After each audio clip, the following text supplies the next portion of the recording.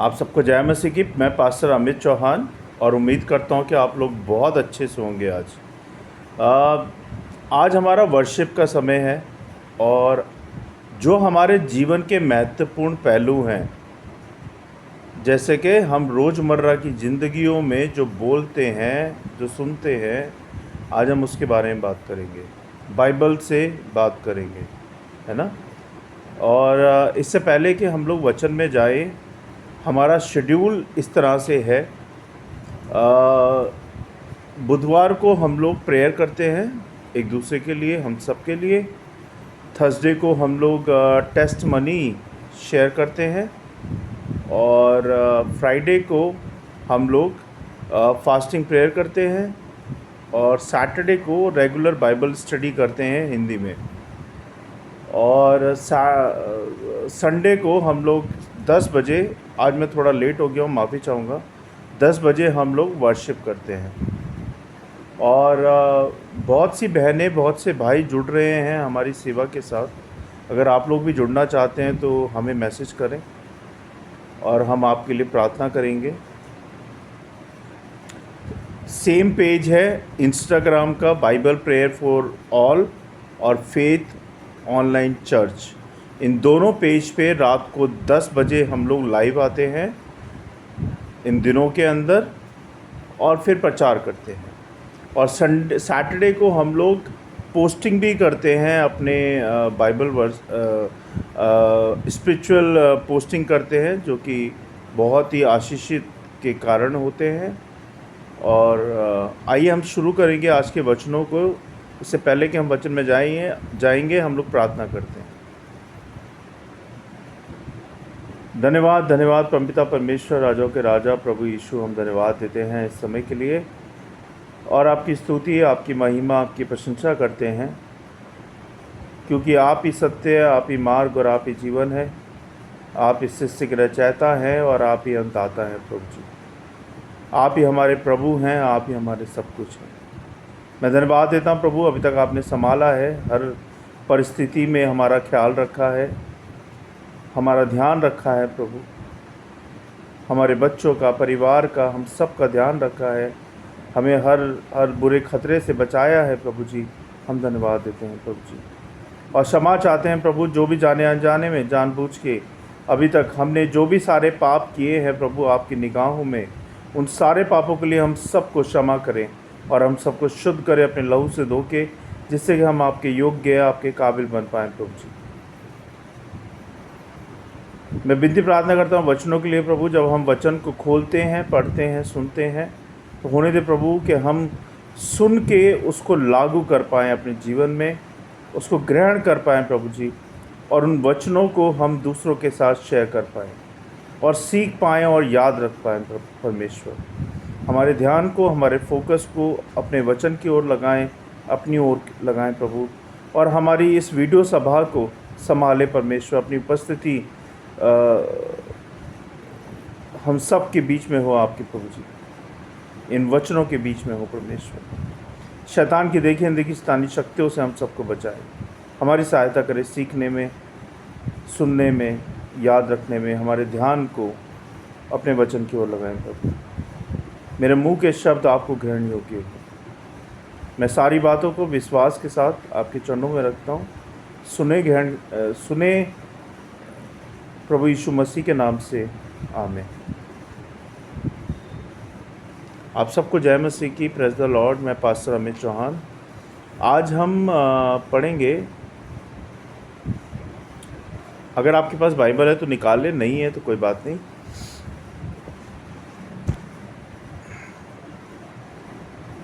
नीति वचन 12 अध्याय 22 पद में लिखा है,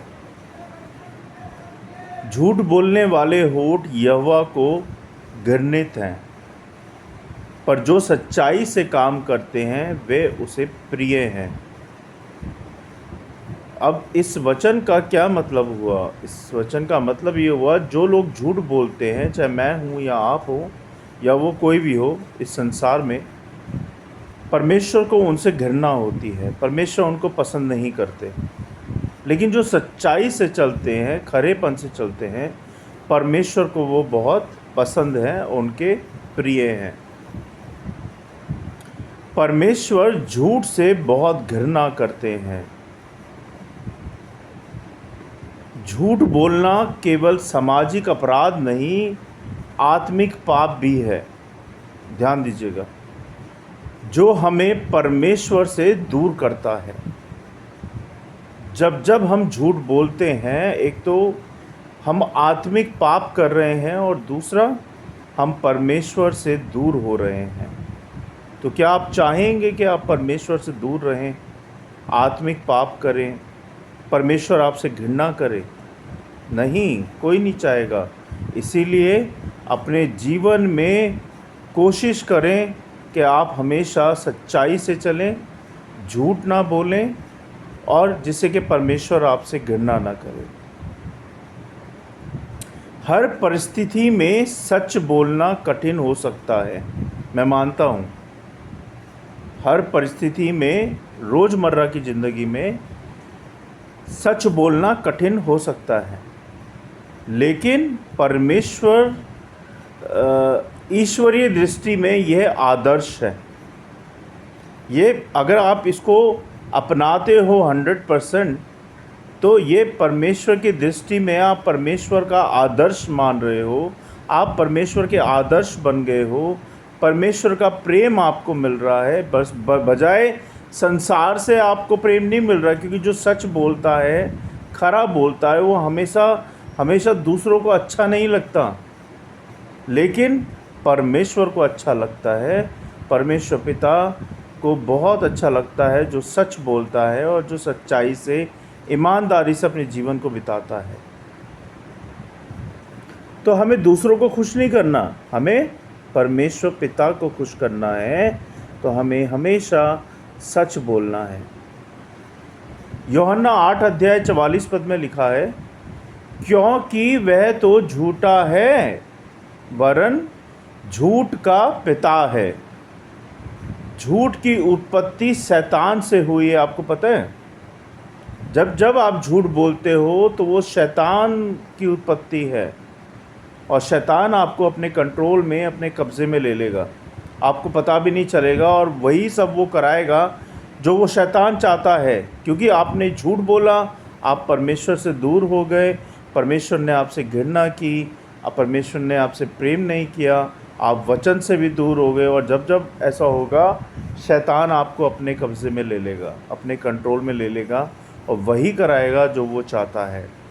तो ऐसा ना होने दें, हमेशा सच बोलें। जब कोई मनुष्य झूठ बोलता है, कोई भी व्यक्ति झूठ बोलता है, तो वह शैतान के मार्ग पर चल रहा होता है, ना कि परमेश्वर के मार्ग पर। समझ रहे हो आप लोग मेरी बात? आप ये मत सोचना मैंने इतना सा झूठ बोला, या मैंने इतना सा बोला, या इतना सा बोला। झूठ तो झूठ होता है, चाहे आप इतना बोलो, चाहे इतना बोलो, चाहे इतना बोलो, झूठ तो झूठ है। और अगर आप झूठ बोलते हो तो आप परमेश्वर के मार्ग पर नहीं चल रहे हो, आप शैतान के मार्ग पर चल रहे हो, जो कि बहुत गलत बात है। इसलिए अगर आपको परमेश्वर के मार्ग पर चलना है, तो आपको अपने जीवन से झूठ को डिलीट कर देना है, तभी जाके आप परमेश्वर के प्रेम के हकदार होगे और उनके प्रिय बनोगे। यूहन्ना 14 अध्याय 6 पद में लिखा है, यीशु ने उससे कहा, मार्ग और सत्य और जीवन मैं ही हूँ, बिना मेरे कोई पिता के पास नहीं आता। है ना? अब इसकी शिक्षा क्या निकलती है? शिक्षा ये निकलती है कि यीशु ही सत्य का पूर्ण रूप हैं, यानी कि यीशु मसीह ही सच्चाई का पूरा रूप हैं, वही सच हैं, वही मार्ग हैं और वही जीवन है। सच्चाई केवल शब्दों से, नैतिकता तक सीमित नहीं, बल्कि यीशु मसीह में जीवन का एक मार्ग है। जब आप सच्चाई से चलोगे तो यीशु मसीह आपको मार्ग, दिशा दिखाएंगे। लेकिन जब जब आपके जीवन में झूठ रहेगा, यीशु मसीह आपसे घृणा करेंगे और शैतान आपको कंट्रोल में ले लेगा। यहाँ क्या है?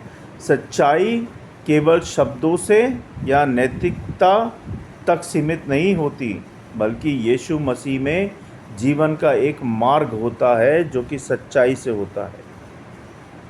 इफिसियों 4 अध्याय 25 पद में लिखा है, इस कारण झूठ को छोड़कर हर एक अपने पड़ोसी से सच बोले, क्योंकि हम आपस में एक दूसरे के अंग हैं।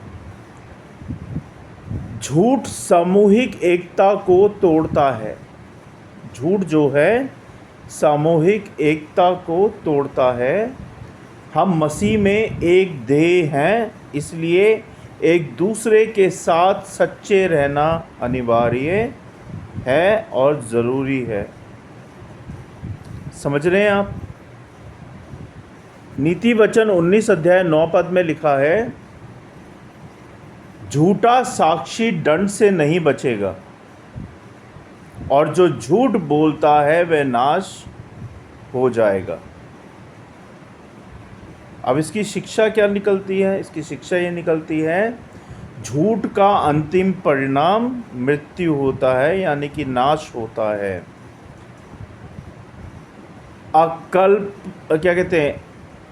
अल्पकालिक लाभ के लिए बोला गया झूठ अंततः हानि का कारण बनता है। इसका मतलब ये हुआ कि आप उस वक्त की, उस समय की खुशी पाने के लिए आप किसी से झूठ बोलते हो और उस समय आप बच जाते हो, लेकिन उसका जो परिणाम होता है वो हानि का होता है। क्या होता है? उसका परिणाम, यानी कि झूठ का परिणाम कभी सही नहीं होता, वो हानि का होता है, आपके नाश का होता है। तो हमेशा सच बोलो। अगर आप सच बोलोगे तो आप परमेश्वर आपको प्यार करेंगे और आपको संभालेंगे, आपके परिवार को संभालेंगे। शैतान आपको हाथ भी नहीं लगा पाएगा। लेकिन अगर आप झूठ बोलोगे तो शैतान के मार्ग पे चलोगे, आप परमेश्वर के मार्ग पर नहीं चलोगे।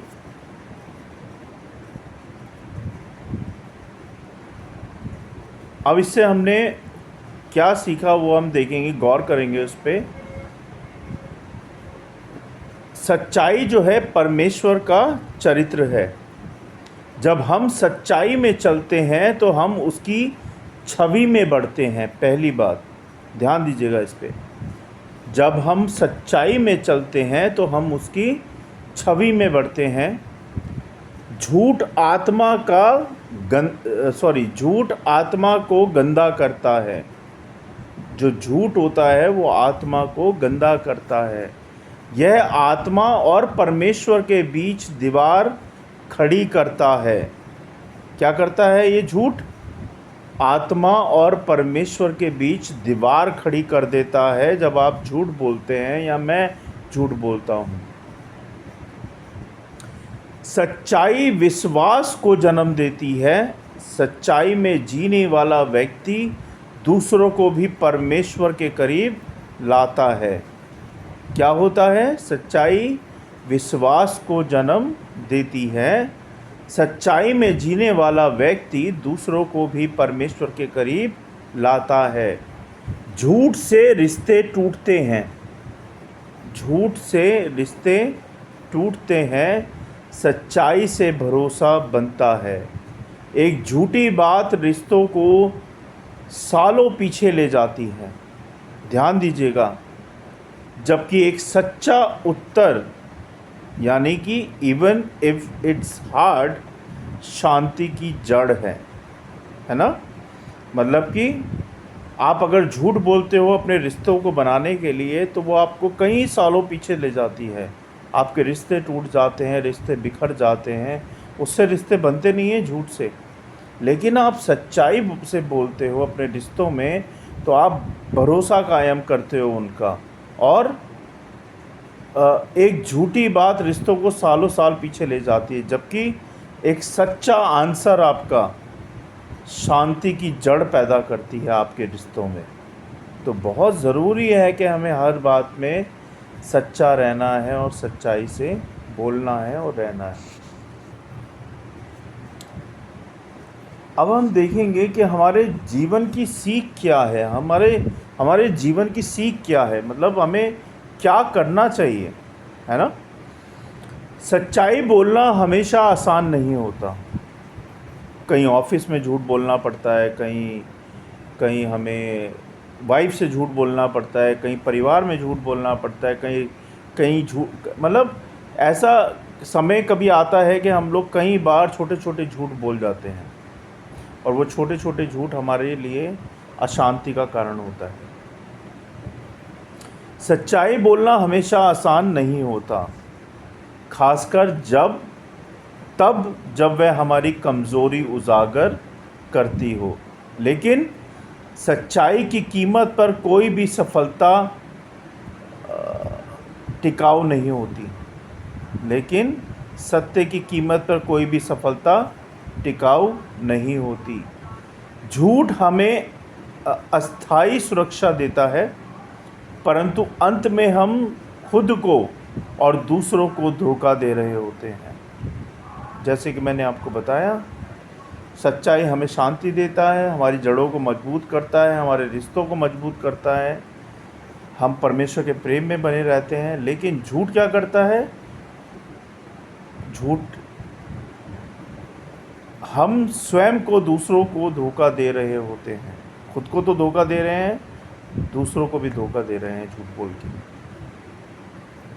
सत्य में चलने से अंतर आत्मा शुद्ध रहती है। सच्चाई से चलने से हमारी अंतर आत्मा शुद्ध रहती है, समाज में सम्मान मिलता है और परमेश्वर की कृपा बनी रहती है अगर आप सच्चाई से चलते हैं। सच्चाई और झूठ केवल नैतिक विषय नहीं है। आप ध्यान दीजिएगा, फोकस कीजिएगा इन चीज़ों पे।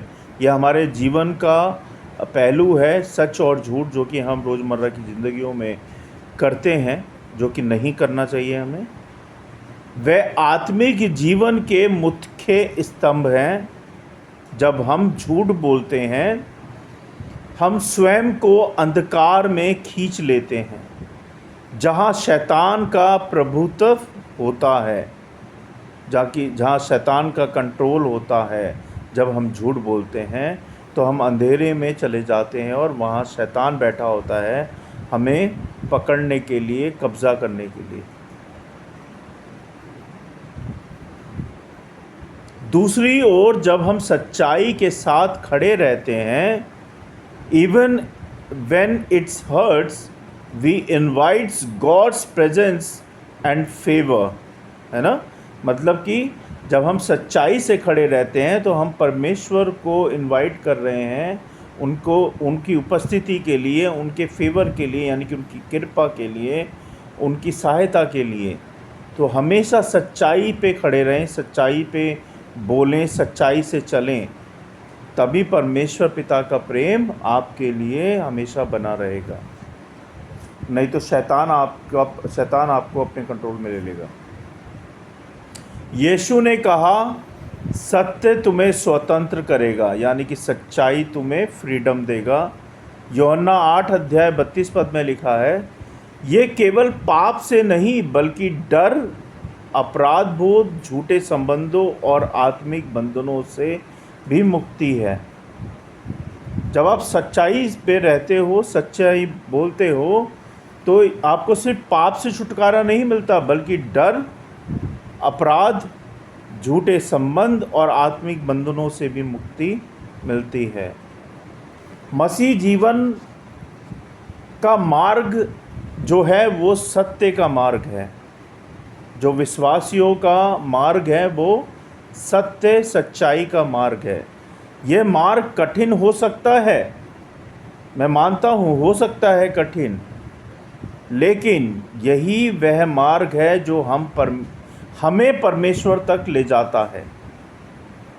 एक सच्चा मसीही वह है जो हर हाल में सच्चाई के साथ खड़ा रहता है। वही एक सच्चा मसीह और विश्वासी है। उम्मीद करता हूँ कि आपने आज सच और झूठ के बारे में जाना होगा और सीखा होगा कि परमेश्वर आपको सच की ओर खींचना चाहते हैं, शैतान आपको झूठ की ओर खींचना चाहता है। तो आप किस तरफ जाना चाहेंगे? सच की ओर यानी कि परमेश्वर की ओर, या फिर झूठ की ओर यानी कि शैतान की ओर? यह आपको डिसाइड करना है। परमेश्वर के वचन को पढ़े जाने और सुने जाने पर आशीष दें। आइए हम सब मिलकर प्रार्थना करेंगे एक दूसरे के लिए कि हम सच्चाई में परमेश्वर की बने रहें और झूठ से हमें छुटकारा मिल पाए। आइए हम सब मिलकर प्रार्थना करेंगे। धन्यवाद प्रभु परमेश्वर, पिता परमेश्वर, हम धन्यवाद देते हैं आज के वचनों के लिए कि आपने झूठ और सच के बारे में हमें बताया प्रभु, हमें सिखाया प्रभु जी। हम क्षमा चाहते हैं प्रभु अपने सारे झूठों के लिए, जो भी अभी तक मैंने झूठ बोले हैं या जो मुझे सुन रहे हैं देख रहे हैं उन लोगों ने झूठ बोले हैं।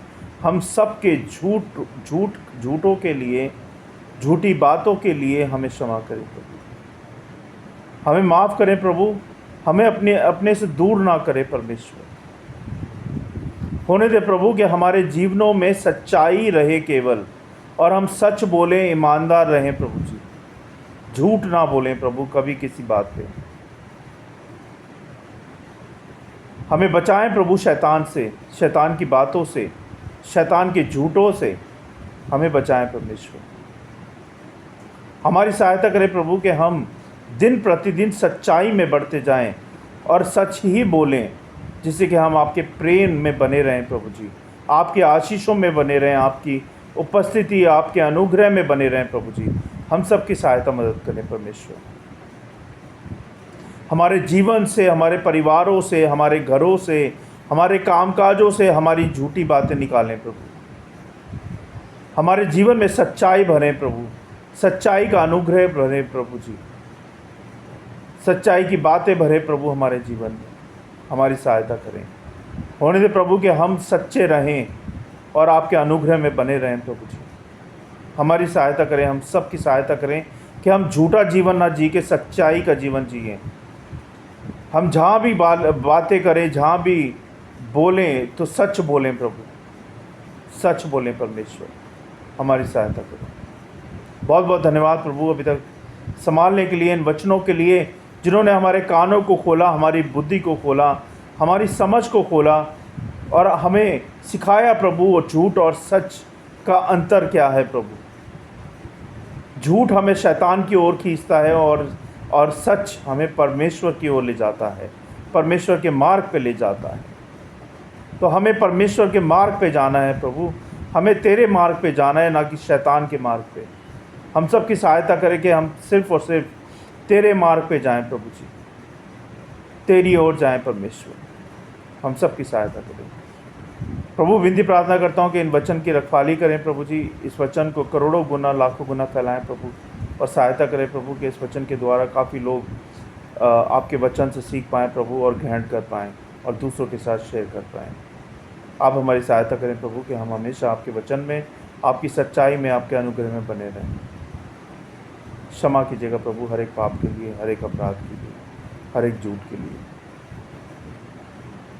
जो लोग मुझे सुन रहे देख रहे हैं प्रभु, उनको भी संभालें, उनके जीवन में भी सच्चाई भरें, उनके परिवारों में सच्चाई भरें, उनके बच्चों में सच्चाई भरें, उनके कामकाज में सच्चाई भरें, रोज़मर्रा की ज़िंदगी में सच्चाई भरें प्रभु जी, जिससे कि वो भी आपके अनुग्रह में बने रहें और सबको आशीषित करें प्रभु, सबको ब्लेस करें।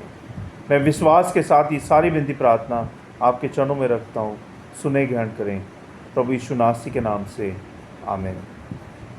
मैं विनती प्रार्थना करता हूँ प्रभु रीतू बहन के लिए। रीतू बहन ने प्रार्थना दी है कि उनके ऊपर बहुत कर्जा हो गया है, वो दुख में है, परेशानी में है। उनकी सहायता करें प्रभु कि रीतू बहन इस कर्जे से मुक्त हो पाएँ और उनके कामकाज में आशीष बरकत दें प्रभु, उनको कामकाज दें, उनके घर में शांति दें, उनके मन में शांति दें, उनके परिवार को संभालें प्रभु कि रीतू बहन जल्द से जल्द इस कर्जे से, इस दुख से, इस परेशानी से बाहर निकल पाए यीशु नासरी के नाम से। आप सहायता मदद पहुंचाएं प्रभु रीतू बहन के पास, जिससे कि वो अब रोज़मर्रा का जो जीवन है, नॉर्मल जीवन है, जी पाए प्रभु जी। उनको इस दुख से निकालें, इस कर्जे से निकालें प्रभु, और हम सबको भी प्रभु कर्जों से निकालें, जिससे कि हम कर्जे मुक्त हो पाएँ परमेश्वर। मैं विनती प्रार्थना करता हूँ प्रभु जी सियोना बहन के लिए, जब वो बहुत बीमार चल रही हैं, उन्होंने कहा था कि हमारे लिए प्रार्थना करें। जब उन्होंने आप पे विश्वास किया है प्रभु, तो उनको यीशु नासरी के नाम से बिल्कुल चंगाई दें, उनकी सहायता करें, हर बीमारी को उनके शरीर से दूर करें प्रभु जी। उनके चारों तरफ लहू का बाड़ा बांधे, अपना पवित्र लहू उन पर छिड़क दीजिए। शैतान की देखिए अंधे की शैतानी शक्तियों से सियोना बहन को बचाएं और उनकी रक्षा करें प्रभु। जो भी उनकी शरीर की बीमारी है, कमज़ोरी है, दुर्बलता है, वो यीशु नासरी के नाम से बिल्कुल ठीक हो जाए परमेश्वर। उनकी सहायता मदद करें, और रितु बहन के घर के भंडार भी हमेशा स्वर्ग के भंडार से भरे रहें और उनको सहायता मदद पहुँचाएँ प्रभु जी। मैं दोनों बहनों को और हम सबको आपके हाथों में सौंपता हूँ। आप देखे संभालें प्रभु यीशु नासरी के नाम से, आमीन। Thank you Lord, thank you for everything, thank you so much for everything परमेश्वर। आप हैं तो हम हैं प्रभु, आप हमारे अन्नदाता हैं, आप ही हमारे प्रभु हैं, आप ही हमारे सब कुछ हैं। बहुत बहुत धन्यवाद परमेश्वर, धन्यवाद। सबको जय मसीह की, praise the Lord. Thank you so much कि आप लोग जुड़े हमारे वीडियो के साथ।